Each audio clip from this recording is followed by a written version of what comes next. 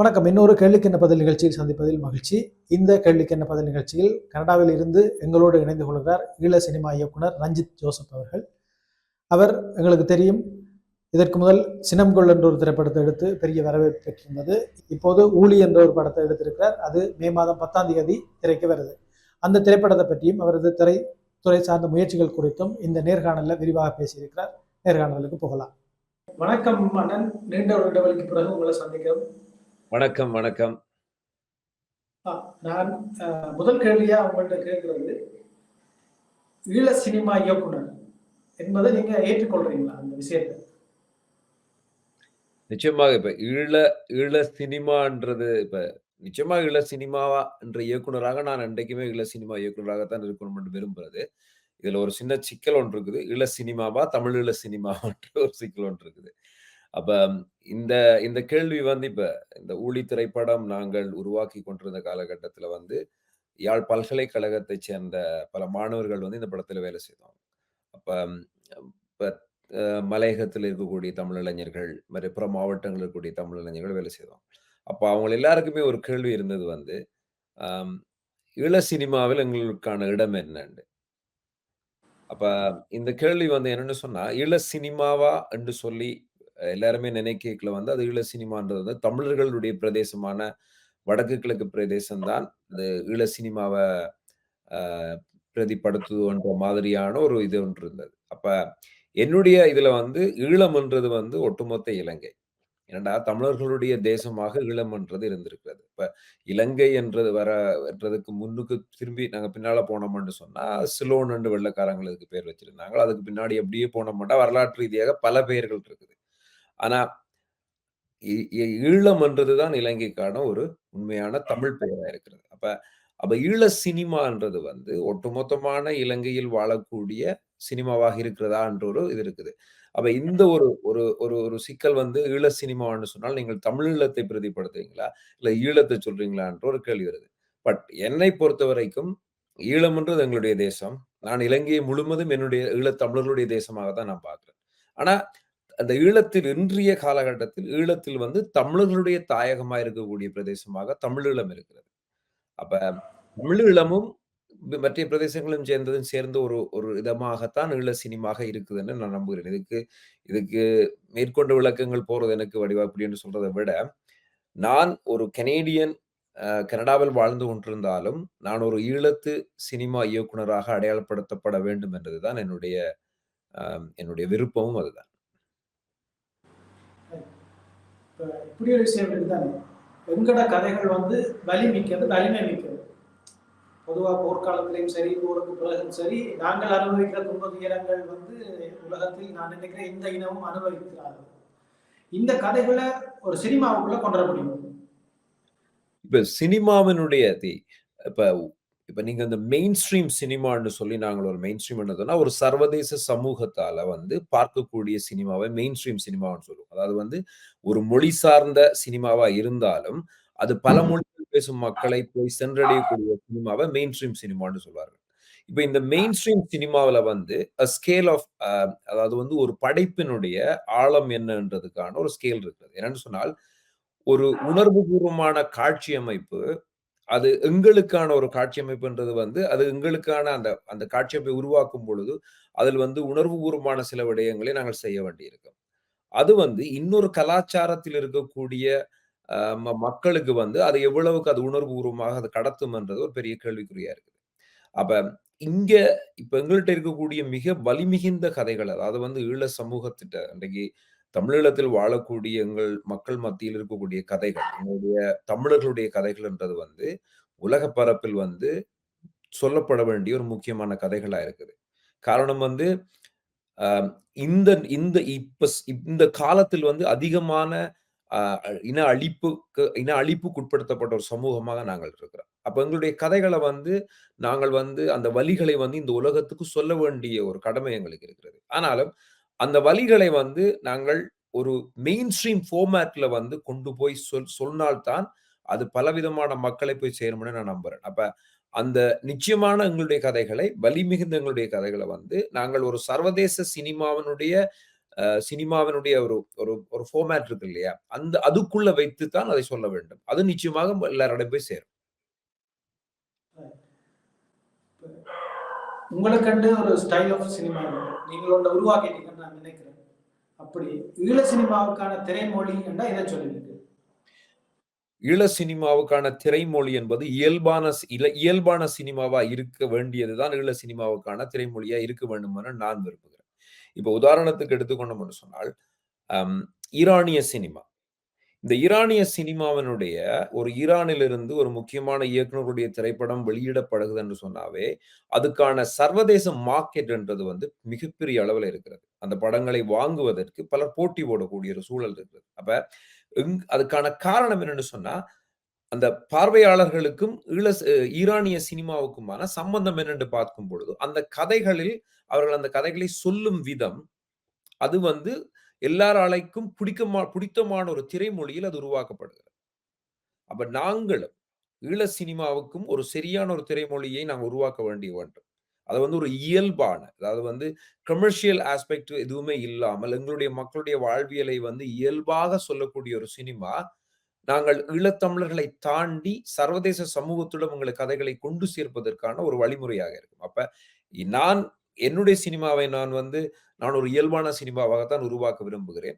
ஈழத்திலும் அந்த மாதிரியான சினிமா உருவாக வேண்டும் என்பதுதான் என்னுடைய விருப்பம். இன்னைக்கு வந்து இந்தியாவில் பல மொழிகளில் சினிமாக்கள் உருவானாலும் பெங்கால் மொழி மற்றது மலையாள மொழிகளில் உருவாக்கப்படக்கூடிய சினிமாக்கள் வந்து சர்வதேசத்தில் ஏற்படுத்திய தாக்கங்களை மற்ற மொழி சினிமாக்கள் இதுவரைக்கும் ஏற்படுத்தவில்லை என்று சொல்ல வேண்டும். காரணம், அவர்களுடைய திரைமொழி வந்து அந்த மண் சார்ந்த வாழ்வியலோடு ஒத்துப்போகக்கூடியதா இருக்குது. அங்க வந்து ஒரு ஒரு விதமான என்ன சொல்றது, ஒரு ஒரு ஒரு அதாவது வந்து அந்த அந்த சூழலை மீறிய அளவுக்கு அந்த கதைகள் இருப்பதில்லை. அப்படி இயல்பாக எடுக்கிறார்கள். அது நிச்சயமாக மக்கள் பிடித்தமாக இருக்கும். அப்ப எங்களுடைய சினிமாவும் அந்த மாதிரியான ஒரு திரைமொழியில் இருக்க வேண்டும் நான் விரும்புறேன். நிறைய தமிழக பெரிய சினிமா இயக்குனர்கள் ஈழ கதைகளை எடுத்து படம் செய்திருக்கிறோம்.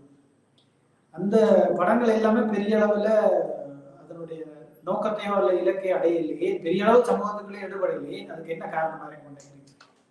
அது இப்ப வந்து உங்களுடைய கதைகளை நீங்கள் சொல்ல வேண்டும் இல்லையா? இப்ப வந்து என்னென்று சொன்னால், நான் ஆரம்பத்திலே இருந்து பலர் எங்களுடைய இப்ப தமிழ் தேசியத்தில் இருக்கக்கூடியவர்களா இருக்கட்டும், எங்களுடைய தமிழ் விடுதலை புலிகள் நான் தாயகத்தில் தங்கியிருந்த காலகட்டத்தில் இந்த மாதிரியான நீங்கள் சொன்ன இதே கேள்விகளை போராளிகளுடன் சந்திக்கும் பொழுது அவர்கள் சொன்ன ஒரு விஷயம் வந்து, எங்களுடைய போராட்டம் என்றது வந்து அவர்களுக்கு வந்து ஒரு கதையாகவோ, ஒரு செய்தியாகவோ அது கடத்தப்படுகிறது. ஆனால் எங்களுடைய போராட்டத்தின் வலியும், அதுக்கான தேவையும், எதற்காக போராடுறோம் என்ற அந்த உண்மையும் வந்து எங்களுக்கு மட்டும் தான் தெரியும். அப்ப எங்களுடைய கதைகளை நாங்கள் சொல்லும் பொழுதுதான் அது உயிர்ப்போட இருக்கும். அது வந்து உண்மையோட இருக்கும். அப்ப தமிழகத்திலிருந்து எவ்வளவு திரைப்படங்கள் வந்து ஈழம் சார்ந்து வந்தாலும், அவர்கள் அந்த திரைப்படங்களை அவர்களுக்கான ஒரு திரைமொழியில் ஒரு ஒரு பூச்சு கலந்து ஒரு திரைமொழியில் சொல்லும் பொழுது, அது மக்களை போய் சென்றடைவதற்கான வாய்ப்பு குறைவா இருக்குது. அப்ப எங்கட படங்களை நான் நம்புகிறேன், எங்களுடைய கதைகளை நாங்கள் தான் எடுக்க வேண்டும். அது சர்வதேச சமூகத்தில் மிகப்பெரிய வெற்றி அடையும். நிச்சயமாக வெற்றி அடையும் என்று நான் நம்புறேன். சண்டை முடிஞ்சு 15 வருஷத்துக்குள்ள நிறைய படங்கள் இங்கே இருந்தும் புலம்பெயர் தளத்துல இருந்தும் வந்திருக்கு. சிலது பேசப்பட்டிருக்கு. அப்ப இந்த படங்கள் நீங்கள் குறிப்பிட அளவுக்கு சர்வதேச கவனத்தை பெற்றிருக்கா? இங்கே வர படங்களும் சரி, புலம்பெயர் தளத்துல இருந்து வர படங்களும் சரி, எங்கட படங்கள் இல்லை என்றுதான் சொல்ல வேண்டும். என்னென்று சொன்னால், இன்று வந்து இப்ப ஈழத்திலிருந்து நிறைய திரைப்படங்கள் வெளிவருகிறது. ஆனால் இலங்கையில் இருந்து, அதாவது இப்ப ஒட்டுமொத்த இலங்கை என்ற ஒரு இதுல வைத்துக் கொண்டோம் என்று சொன்னால், சர்வதேசத்தில் வந்து அங்கீகரிக்கப்பட்ட சர்வதேச சமூகத்தில் வந்து மிக பிரபலமான சில திரைப்பட விழாக்கள் இருக்கிறது. அந்த திரைப்பட விழாக்களில் வந்து படங்கள் உள்வாங்கப்பட்டு அது வெளியிடப்படும் பொழுதுதான் அது ஒரு சர்வதேச அங்கீகாரமாக அடையாளப்படுத்தப்படுகிறது. இப்ப சிங்கள மொழிகளில் இருந்து ஒரு கிட்டத்தட்ட ஒரு 5 திரைப்படங்கள் வந்து சர்வதேச அங்கீகாரத்தை அடைந்திருக்கிறது. அது எங்களுக்கு எதிரான படைப்புகளும். இப்ப எங்களுக்கு எதிராக உருவாக்கப்பட்ட படைப்புகளும் வந்து சர்வதேச அங்கீகாரத்தை அடைந்திருக்கு. இப்ப சமீபத்தில் வந்த மணல் திரைப்படம் கூட எங்களுக்கு எதிரான கருத்தியல் உள்ள ஒரு திரைப்படம். அது ஒரு சர்வதேச அங்கீகாரத்தை அடைஞ்சிருக்குது. அதுக்கு பின்னாடி அரசியலும் இருக்கிறது. ஏனென்றால் ஒரு நாடு வந்து அந்த திரைப்படத்தை சர்வதேச அங்கீகரிக்கப்பட்ட திரைப்பட விழாக்களில் கொண்டு சேர்ப்பதற்கான லாபிங் அந்த வேலைகளையும் அவர்கள் செய்வார். அப்ப எங்களுடைய ஈழத் திரைப்படத்தை வந்து சர்வதேசத்துல மிக முக்கியமான திரைப்பட விழாக்களில கொண்டு போய் அதை சேர்ப்பதற்கான லாபிங் செய்யறதுக்கு எங்களிடம் ஆட்கள் இல்லை. அது முக்கியமான ஒரு பிரச்சனையா இருக்கிறது. மற்றது வந்து தரம். இப்ப இப்ப எங்களுடைய திரைப்பட உருவாக்கத்தில் வந்து இப்ப ஈழத்திலிருந்து உருவாக்கப்படுற திரைப்படங்களினுடைய அதாவது கதை சொல்லுதல், அது சார்ந்த விஷயங்கள் வந்து நாங்கள் நல்லாக இருந்தாலும், டெக்னிக்கலாக ஒரு சர்வதேச திரைப்படத்துல வந்து அங்கீகரிக்கக்கூடிய மிகப்பெரிய திரைப்படங்கள்ல வந்து அவர்கள் வந்து சில டெக்னிக்கல் ஆஸ்பெக்ட வந்து அவங்க உன்னிப்பாக கவனிப்பாங்க. எந்த கேமராவில் எடுக்கப்படுகிறது, இதுக்கான சவுண்ட் குவாலிட்டி எப்படி இருக்கிறது, இதுக்கான திரைமொழி எப்படி இருக்கிறது என்று பலவிதமான விஷயங்களை பார்க்கும் பொழுது, ஏதோ ஒரு இடத்தில் நாங்கள் எங்கேயோ ஒரு பிழையை செய்யறதால, இதுவரைக்கும் என்னை பொறுத்தவரைக்கும் இப்ப கனடாவிலிருந்து சில திரைப்படங்கள் சர்வதேசத்தில் அங்கீகரிக்கப்பட்ட மிகப்பெரிய விழாக்களில் போய் சேர்ந்திருக்கிறது. ஆனால் ஈழத்திலிருந்து இதுவரைக்கும் பல திரைப்படங்கள், பல திரைப்பட விழாக்கள் போயிருந்தாலும், நாங்கள் சொல்லக்கூடிய மிகப்பெரிய திரைப்பட விழாக்களுக்கு போய் சேரவில்லை என்றுதான் உண்மை. நீங்க ஒரு நேர்காணல்ல கிட்டல சொல்லியிருந்தீங்க, ஊழி ப்ரமோஷன் நேர்காணல்ல தமிழர்கள் தான் அதிகமாக போரை எதிர்கொண்டிருக்கிறோம். அது ரொம்ப வகையில இந்த விஷயத்தை நீங்க கண்டுபிடிச்சது ஒரு சுவாரஸ்யமாகவும் அதே நேரத்தில் ஒரு கவலை மிகுந்த விஷயமாகவும் இருந்தது. இது எப்படி நீங்க இந்த தகவல் எடுத்துக்கொண்டீங்க? இப்ப நாங்கள் வந்து வரலாற்று ரீதியாக நாங்கள் பார்த்துக் கொண்டோம்னு சொன்னால், ராஜராஜ சோழன் என்ற ஒரு மிகப்பெரிய மன்னனை நாங்கள் எடுத்துக்கொண்டு சொன்னால், சவுத் ஏசியாவில் மிக பிரமாண்டமான கடல் கட்டுமானம், கப்பல் கட்டுமானமா இருக்கட்டும், படையா இருக்கட்டும், எல்லா விதத்திலேயும் மிகப்பெரிய ஒரு பலம் வாய்ந்த ஒரு மன்னன். இன்றைக்கு அவன் உருவாக்கிய தஞ்சாவூரில் இருக்கக்கூடிய கோயில் இருக்கிறது. ஆனால் அந்த ராஜராஜ சோழனுடைய அரண்மனைகள் எங்கே? அவன் அவன் வாழ்ந்த இருப்பிடங்கள் எங்க? ஏன் அது வந்து எங்களுக்கு வந்து எங்கள்ட்ட இல்ல. இப்ப இலங்கை எடுத்துக்கொள்வோம். பண்டாரவன்னியன், சங்கிலியன் என்று பல மன்னர்கள் இருக்கார்கள். எங்களுக்கான அந்த அடையாளங்களாக என்ன இருக்கிறது? ஒரு சில 1, 2 கட்டடங்களை தவிர எங்களிடம் எந்த அடையாளங்களும் இல்லை. அப்ப இந்த அடையாளங்கள் இல்லாமல் இருப்பதற்கான காரணம் என்ன? அழிக்கப்படுது. ஏன் அழிக்கப்படுது? வரலாற்று ரீதியாக இவர்களுடைய வாழ்வியலும், இவர்களுடைய வரலாற்றில இருக்கக்கூடிய சில விடயங்களும் அழிக்கப்படுது. இன்றைக்கு உதாரணத்துக்கு, இப்ப எங்களுடைய விடுதலை போராட்டம் சம்பந்தமான படைப்புகளோ, அது சம்பந்தமான வீடியோக்களே அழிக்கப்படுது தானே! அப்ப அழிக்கப்பட்டு கொண்டிருக்குதுன்னு சொன்னா, ஏன் தமிழர்களை தொடர்ச்சியாக அவர்களுடைய வரலாற்றுக்களையும், அவர்கள் சார்ந்த விடயங்களையும் இவர்கள் அழித்துக் கொண்டிருக்கிறார்கள்ன்னு சொல்லி நாங்கள் அப்படி பின்னோக்கி போனோம் என்று சொன்னால், காலகாலமாக அவன் யுத்தத்திலே இருந்திருக்கிறான். ஏனென்றால், ஒரு கலாச்சார ரீதியாக, பண்பு ரீதியாக, வீரத்திலேயும் எல்லா விதத்திலேயும் ஒரு முன்னுதாரணமான சமூகமாக தமிழ் சமூகம் வாழ்ந்திருக்குது. நாகரிக வளர்ச்சியில வந்து அந்த சமூகம் வந்து முன்னிலையில இருந்திருக்குது. இப்படிப்பட்ட ஒரு சமூகத்தை இன்னைக்கு வந்து உலகத்துல வந்து ஒரு சின்ன சிறுபான்மை இனமாக நாங்கள் இருக்கக்கூடிய சூழலுக்கான காரணம் என்ன என்று நாங்கள் பார்க்கும் பொழுது, நாங்கள் அதிகமான யுத்தங்களை சந்தித்திருக்கிறோம். இன்னைக்கு ராஜராஜனுடைய வரலாறு இல்லை. எங்களுடைய எத்தனை மன்னர்கள் கரிகாலன் என்று பின்னோக்கி நாங்கள் போனால் கூட, எங்கள் சார்ந்த மன்னர்களுடைய போரியல் சார்ந்த விடயங்களும், அவர்களுடைய வரலாற்றுகளையும் நாங்கள் கேட்கும் பொழுது, இந்த மன்னர்களுடைய இவர்கள் எப்படியெல்லாம் போர்கள் புரிந்திருப்பார்கள்? எந்த விதமான அப்ப ஏதோ ஒரு விதத்தில் தமிழனை அழிப்பதற்காக ஏதோ ஒரு சமூகம் வந்து தொடர்ச்சியாக தமிழர்களை நோக்கி வந்து கொண்டே இருந்திருக்கு. அப்ப அப்படி பார்க்கும் பொழுது, அப்ப நாங்கள் தொடர்ச்சியாக யுத்தத்தை, போரையே நாங்கள் சந்தித்துக் கொண்டிருந்திருக்கிறோம். இலங்கையில் பெரும்பான்மையாக, ஈழத்தில் பெரும்பான்மையாக இருந்த ஒரு சமூகம் எப்படி சிறுபான்மையினமாக மாறியது? இந்த கேள்வியிலிருந்தே அப்ப யுத்தம் என்றதன் மூலம் தொடர்ச்சியான அழிவுகளை சந்திச்சு தான் அந்த இனம் வந்து சிறிதாக போய் கொண்டிருக்கு. அப்ப நாங்கள் தொடர் யுத்தத்தை ஆரம்பித்துக் கொண்டிருக்கிறோம் என்றதுதான் உண்மை. இதை தமிழர்கள் எல்லோரும் புரிந்து கொள்ள வேண்டும். தமிழ் சினிமாவின் முகத்தை மாற்ற போற அல்லது தமிழ் சினிமாவின் இந்த மசாலா அடையாளத்தை மாற்ற போற சினிமா எங்க இருந்து உருவாகும்? ஈழத்திலிருந்து. அதுல எந்த விதமான மாற்று கருத்தும் கிடையாது. காரணம், தமிழ் என்றது வந்து ஒரு மொழி. அதாவது வந்து தமிழினுடைய ஒரு நாட்டினுடைய தேசிய மொழி என்பதுதான் இந்த உலகத்தில் அங்கீகரிக்கப்படக்கூடிய ஒரு மொழியாக இருக்கிறது. தமிழ்நாட்டில் இருக்கக்கூடிய தமிழ்நாடு இன்றைக்கு தமிழ்நாட்டில் தமிழ் பேசினாலும் இந்தியாவின் தேசிய மொழியாக நிச்சயமாக வந்து தமிழை அவர்கள் ஏற்றுக்கொள்ள மாட்டார்கள். இன்றைக்கு வந்து வெளிநாடுகளில் போய் போய் நீங்கள் வந்து இந்திய சினிமாவை பற்றி பேசினால் அவர்கள் பாலிவுட் சினிமாவை பற்றி தான் பேசுவார்கள். அவங்களுக்கு தெரிந்தது ஹிந்தி சினிமா. ஆனா இந்தியாவில் பல ரீஜினல் மொழிகளில் பல மிகச் சிறப்பான திரைப்படங்கள் உருவாகிறதுன்றதை திட்டமிட்டே அவர்கள் வந்து அதை வந்து முடக்கிக் கொண்டிருக்கிறார்கள். இப்ப ஆர்ஆர் என்ற ஒரு திரைப்படம் வந்து ஆஸ்கார் விருதை வின் பண்ணும் பொழுது, அந்த திரைப்படத்தினுடைய ஒரிஜினல் லாங்குவேஜ் வந்து தெலுங்கு. ஆனால் அவர்கள் திரையிட்ட மொழி பாடல் என்ன?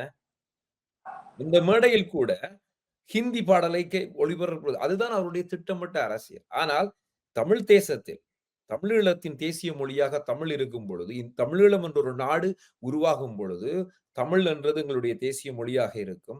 அப்ப தேசிய மொழி பேசக்கூடிய எங்களுடைய தமிழில் உருவாகக்கூடிய சினிமாக்கள் இந்த சர்வதேசத்தில் தமிழ் சினிமாவாக மாறி நிற்கும். அப்ப ஈழத்தில் இருந்துதான் தமிழ் என்ற அந்த முதன்மையான எங்களுடைய மொழியின் சினிமாவாக ஈழத்திலிருந்து தான் உருவாகும்.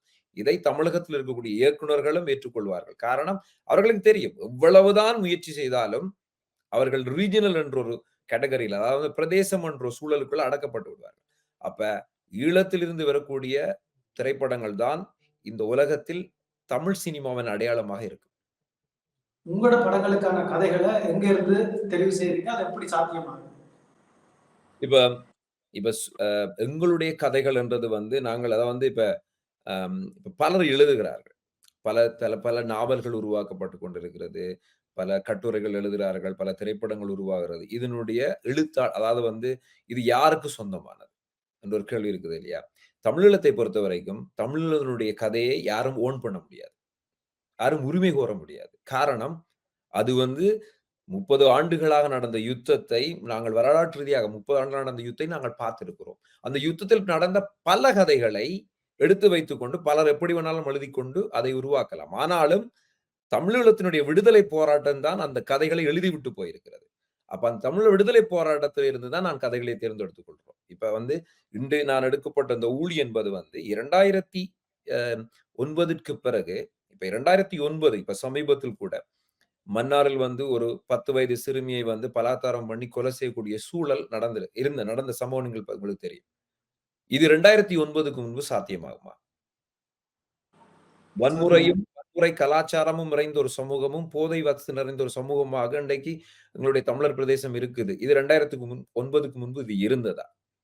சமீபத்தில் போன வருடம் மாவீரர் நாளில் நான் மாவீரர் நாளுக்கு போய்விட்டு வரும்பொழுது பரந்தன் சந்தியில் இருக்கக்கூடிய அந்த பெட்ரோல் ஸ்டேஷனில் பொழுது அதுக்கு பக்கத்தில் இருக்கக்கூடிய பாரில் நிறைந்திருந்த இளம் சமூகத்தை பார்க்கும் பொழுது ஒரு மாவீரர் நாளில் அது வந்து நிழல் அரசாங்கம் இருந்து எங்களுடைய கிளிநொச்சி பிரதேசத்தில் வந்து ஒரு மாவீரர் நாளில் அந்த பாரில் வந்து அதிகமான இளம் சமூகத்தை பார்க்கக்கூடிய சூழல் 2009க்கு முன்பு இருந்திருக்குமா? அப்ப இந்த சூழலில் தான் எங்களுக்கான கதைகளையும் இதிலிருந்து தான் நாங்கள் எடுத்துக்கொள்கிறோம். அப்ப எங்களுடைய பிரச்சனைகள் தான் எங்களுக்கு முதன்மையான காரணங்களா இருக்கு. அதிலிருந்து தான் நாங்கள் கதைகளை உருவாக்கிக் கொள்றோம். கடந்த சில ஆண்டுகளாக வந்து தாயகத்திலும் புலம்பெயர் தளத்திலும் பல்வேறு சினிமா முயற்சிகள் முன்னெடுக்கப்படுது. சினிமாவாக ஆவணப்படங்களாக எல்லாம் வந்து ஒன்று. உங்களோட பார்வையில இது ஒரு வளர்ச்சி போக்கா இருக்கா? திருப்தி தருதா உங்களுக்கு? அல்லது கீழே போய் கொண்டிருக்கிறோமா? இல்ல இது ஒரு வளர்ச்சி என்று நான் சொல்ல வேண்டும். என்னன்னு சொன்னால், இப்ப எங்களுடைய ஈழ சினிமாவை பார்த்தோம்னு சொன்னால், விடுதலை போராட்ட காலகட்டத்தில் இருந்தே பல திரைப்படங்கள் உருவாக்கப்பட்டிருக்கிறது. 80களில் உருவாக்கப்பட்டிருக்கிறது. 80கள் 70களில் உருவாக்கப்பட்டிருக்கிறது. ஆனால் படிப்படியாக நாங்கள் ஒரு வளர்ச்சியை நோக்கி நகர்ந்து கொண்டிருக்கிறோம் என்றதுதான் உண்மை. அந்த வளர்ச்சி வந்து இப்ப சமீபத்தில் வரக்கூடிய திரைப்படங்களினுடைய குவாலிட்டி, தரம் வந்து மிக நல்லதாக இருக்கிறது. கதை சொல்லும் விதமும் நல்லாக இருக்கிறது. மக்களும் சிறுக சிறுக இப்ப திரைப்படங்களை எங்களுடைய படங்களை பார்த்து அதற்கான வரவேற்பை கொடுக்கிற சூழலும் உருவாகி வருகிறது. இப்ப அதனால இந்த வளர்ச்சி வந்து அது முழுமையான வளர்ச்சியாக நான் சொல்ல முடியாது. ஆனால் படிப்படியான ஒரு வளர்ச்சியை நோக்கி நாங்கள் நகர்ந்து கொண்டிருக்கிறோம். இளம் தலைமுறையினர் வந்து இன்றைக்கு தாயகத்தில் இருக்கக்கூடிய இளம் தலைமுறையினர் வந்து இந்த சினிமாவை வந்து உண்மையாக என்னன்னு சொன்னால் ஒரு ஒரு மிகச்சிறந்த ஒரு போட்டி ஒன்று இருக்கு. அதுல வந்து ஒரு ஆள் சொல்லுவார், சினிமாவை உண்மையாக நேசிப்பவனை சினிமா கைவிடாது. அதை வந்து ஒரு பொழுதுபோக்காக பார்க்கவனை சினிமா கைவிட்டு விடும். ஈழத்தில் வந்து சினிமாவை வந்து உண்மையாக நேசிக்கக்கூடிய ஒரு தலைமுறையை நான் பார்க்கிறேன். அப்ப அந்த தலைமுறையால நிச்சயமாக வந்து இந்த உலகத்தில் ஒரு தனித்துவமான சினிமாவை உருவாக்கக்கூடிய தகமை அவங்களுக்கு இருக்குது. அப்ப எங்களுடைய சினிமா வளர்ந்து கொண்டுதான் இருக்கு. தமிழ்நாட்டுல நாவல்கள், கதைகளை வச்சுக்கொண்டு படம் எடுக்கிற ஒரு மரபு அண்மை காலமாக உருவாகியிருக்கு. அது வெற்றியும் அடைச்சிருக்கு. அந்த வகையில எங்களுடைய ஒரு நாவல அல்லது ஒரு கதையை படமாக்கணும்னா இந்த நாவலை நீங்க தெரிவு செய்வீங்க? இப்ப இப்ப சமீபத்துல நான் எடுக்க விரும்பிய ஒரு நாவல் வந்து, அந்த நாவலுக்கான அந்த அந்த கட்டமைப்பு வந்து ஒரு ஒரு சர்வதேசத்துக்கான ஒரு பேசும் மொழியாக இருக்கிறதால, அந்த நாவல நான் எடுக்கணும்னு விரும்புறேன். நடுகல் நாவல். காரணம் வந்து ஒரு ஒரு சிறு சமூகத்தை வந்து ஒரு சிறுவர்களுடைய பாயிண்ட் ஆஃப் வியூல வந்து அந்த போராட்டத்தை வந்து அது பேசக்கூடிய ஒரு நாவலா இருக்குது. இப்ப அந்த நாவலிலிருந்து நான் ஒரு சில பக்கங்களை மட்டும் எடுத்துக்கொண்டு அதை திரைக்கதை அமைத்து அதுக்கு அதை செய்ய வேண்டும் என்று ஒரு ஆசை இருக்கிறது. இப்ப சமீபத்தில் வந்த குடாரப்பு தரையிறக்கம். இந்த நாவலை வந்து அதாவது வந்து ஈழ சினிமாவில் செயற்பட்டுக் கொண்டிருக்கக்கூடிய ஒவ்வொரு இயக்குனர்களுக்கும் குடாரப்பு தரையிறக்கம் என்றது வந்து ஒரு கனவு படைப்பு. அப்ப இந்த மாரி நாவல்கள்.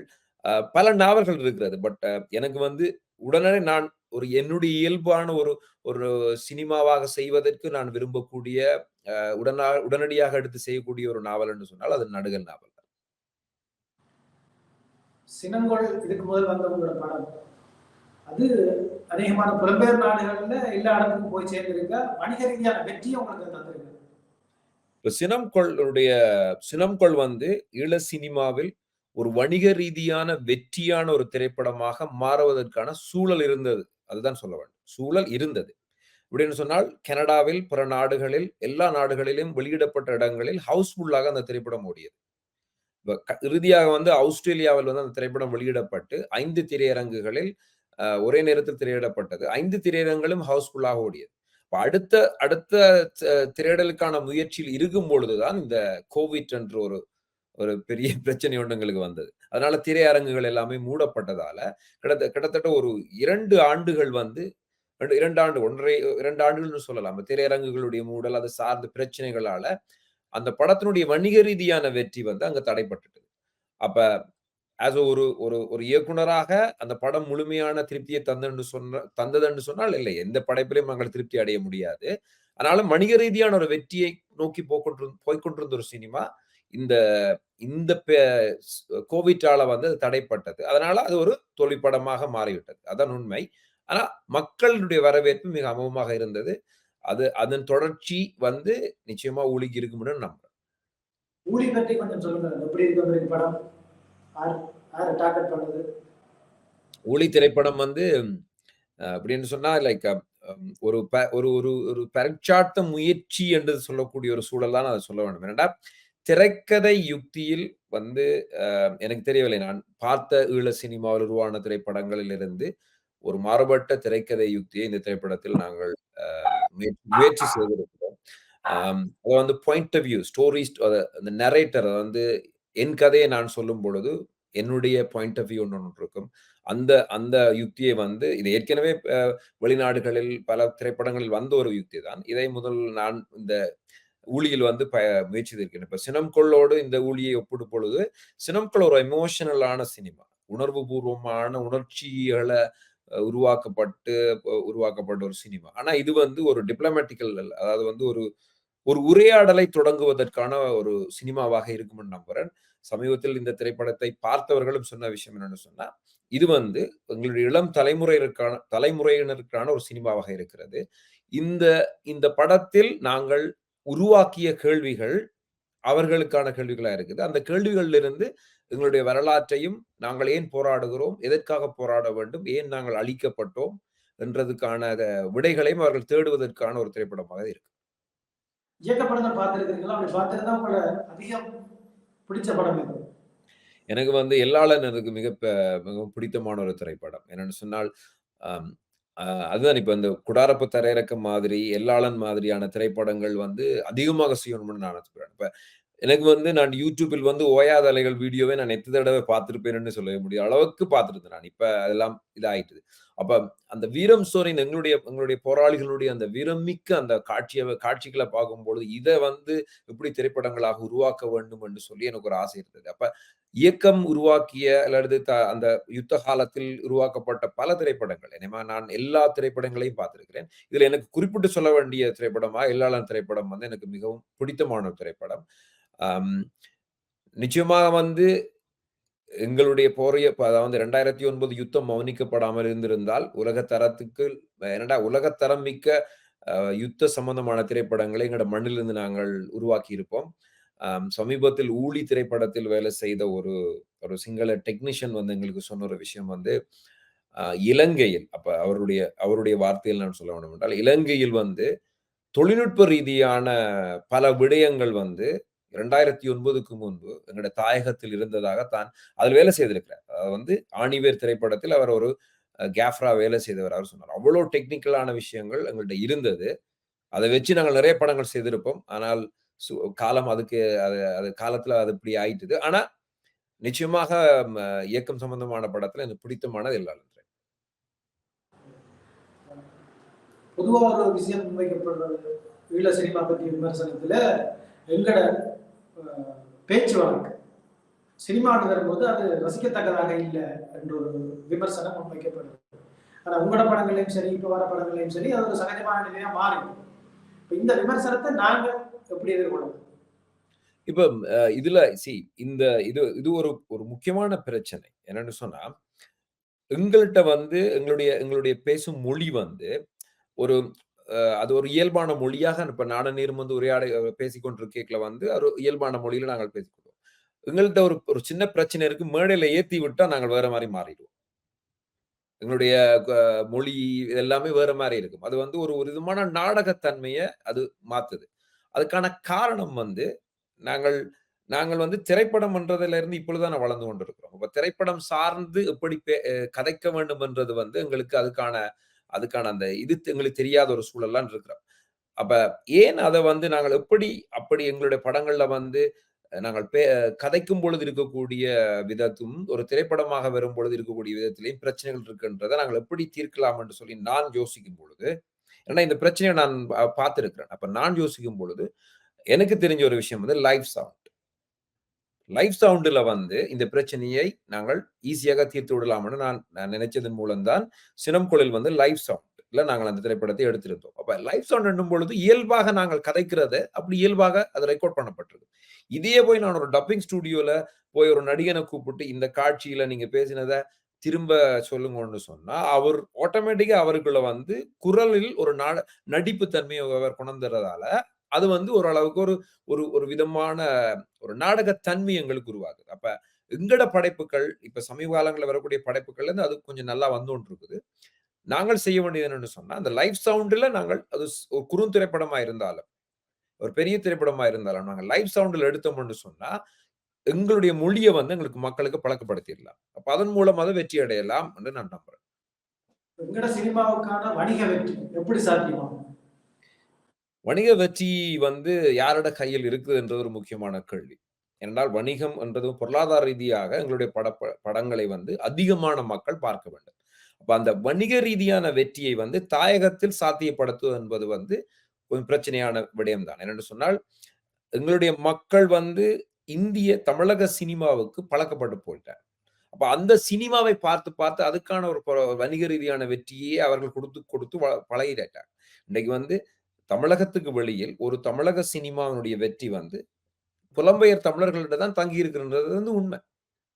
அப்ப 30 வீதமான பொருளாதாரத்தை வந்து ஒரு திரைப்படத்துக்கு குடுக்கக்கூடிய இடத்துல நாங்கள் இருக்கிறோம். அப்ப எங்களுடைய படங்கள் வந்து வணிக ரீதியான வெற்றியை அடைவதென்று சொன்னா, ஈழத்தில் உருவாக்கப்படக்கூடிய திரைப்படங்களுடைய வணிக வெற்றி என்பதும் புலம்பெயர் தமிழருடைய கையில தான் இருக்குது. என்னன்னு சொன்னால், ஒரு 50,00,000த்தில் நீங்கள் தாயகத்தில் ஒரு திரைப்படம் எடுக்கிறீர்கள் என்று சொன்னால், இந்த 50,00,000 நீங்கள் திரையரங்குகளில் ஈட்டுவதற்கு நீங்கள் பெரும் போராட்டத்த வந்து தாயகத்தில செய்ய வேண்டியிருக்கும். ஆனா இதையே வெளிநாடுகள்ல வந்து நீங்கள் ஒவ்வொரு நாடுகள்லயும் ஒரு 2, 3 திரையரங்குகளில் ஒரு 10க்குட்பட்ட காட்சிகளை நீங்கள் போட்டாலே, நீங்கள் போட்ட பணத்தை வந்து எடுத்துக்கூடிய சூழல் இருக்கு. அப்ப அது வணிக ரீதியான வெற்றியாக மாறும்.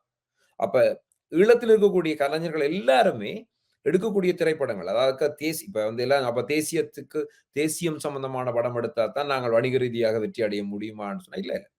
தேசியத்துக்கான படத்த நீங்க எடுக்கணும்ன்ற அவசியம் இல்லை. ஆனால் தேசியத்துக்கு எதிரான படத்த எடுக்கக்கூடாது.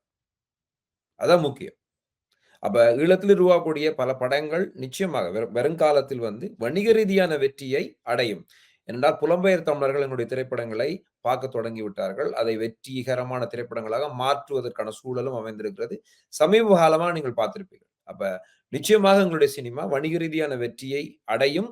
அதுக்கான வணிக ரீதியான வெற்றியை கொடுக்கக்கூடிய இடத்தில் புலம்பெயர் தமிழர்கள் இருக்கிறார் என்பதை நாங்கள் மனதில் வைத்துக் கொண்டு அது சம்பந்தமான திரைப்படங்களை உருவாக்க வேண்டும். கடைசியா ஒரு கேள்வி, ஹாலிவுட்டா இருக்கலாம், உலக சினிமாவா இருக்கலாம், எல்லாமே வந்து வேற இனங்களுக்கு நடந்த இனப்படுகொலைய சினிமாவில் கொண்டு வரதுல பெரிய சாதனையை செஞ்சிருக்கு. உகாண்டா, பல யூதர்களுக்கு எதிரான ஏற்படுகொலையா இருக்கலாம், சூடான், எல்லாமே பெரிய அளவில் நல்ல சினிமாவை உண்மையாக வந்திருக்கு. எங்கட விஷயத்தை எங்கட ஈழத்தமிழர்களுக்கு எதிரான இந்த இனப்படுகொலையை ஒரு சினிமாவாக கொண்டு வரதுக்கு கூட இந்த உலகம் பின்னிக்கிறது. இப்ப வந்து அதுக்கான இப்ப இந்த திரைப்படத்துக்கான வணிக ரீதியான ஒரு எந்த ஒரு தயாரிப்பாளரும் இன்றைக்கு ஹாலிவுட்ல இருக்கக்கூடிய தயாரிப்பாளர்களா இருக்கட்டும், இல்லாட்டிக்கு மற்ற யாருமே வந்து ஒரு திரைப்படத்தின் வணிக ரீதியான வெற்றி எப்படி சாத்தியம் என்பதை பார்க்கிறார். இப்ப சமீபத்தில் வந்து ஒரு முக்கியமான திரைப்படத்தை எங்களுடைய ஈழ விடுதலை போராட்டம் சம்பந்தமான ஒரு முக்கியமான திரைப்படத்தை எடுப்பதற்காக தமிழகத்தில் வந்து சில இயக்குனர்கள், தயாரிப்பாளர்களை சந்திக்கும் பொழுது, அவங்க சொன்னது வந்து இந்த படம் வந்து தமிழகத்தில் ஓடுவதற்கான சூழல் இருக்கான்னு தான். அப்ப எங்களுடைய படங்கள் வந்து தமிழகத்திலே ஓடுவதற்கான சூழல் இருக்கான்ற கேள்வியை அவங்க முன்வைக்கும் அளவுக்கு எங்களோட சினிமா வந்து அவங்களுடைய கதைகள் வந்து அவங்க சரியாகுமான்னு சொல்லி ஒரு கேள்வி இருக்குது.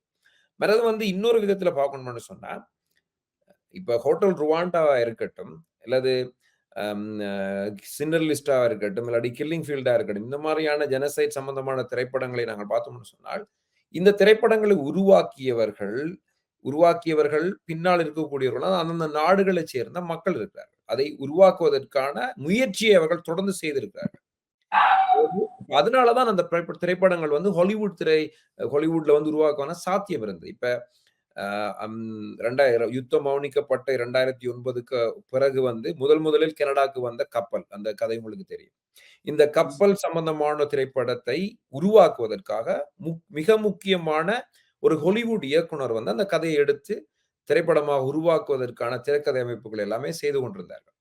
அது என்ன நடந்ததுன்னு சொன்னால், அந்த இயக்குனர் வந்து அவருக்கு எங்களுக்கு எதிராக மாறிய மாதிரி அவருக்கு இயற்கை ரீதியாக அவருக்கு உடல் பாதிக்கப்பட்டதால அந்த திரைப்படத்தை அவர் எடுக்க முடியாமல் போய்விட்டது. ஆனால் அவருக்கு அந்த அவர் நோய்வாய்ப்படாமல் இருந்திருந்தால் 2010, 12 காலகட்டத்தில் வந்து அந்த கப்பல் பயணம் சம்பந்தமான ஒரு ஹாலிவுட் திரைப்படம் உங்களுக்கு வந்திருக்கு.